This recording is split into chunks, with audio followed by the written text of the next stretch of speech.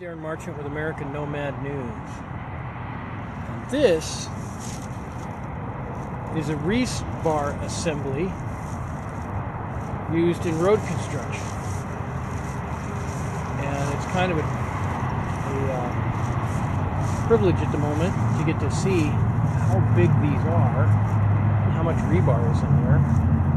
There's a penny for scale. U.S. Lincoln penny.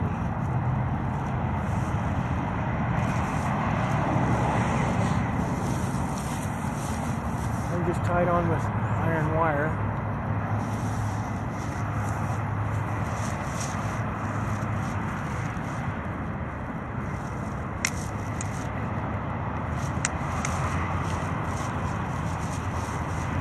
And I'm taking this way down to avoid all the slimy mud, and it doesn't seem to be helping because it feels like all the mud is sticking to the bottom of my feet anyway, as it is, in fact, getting heavier.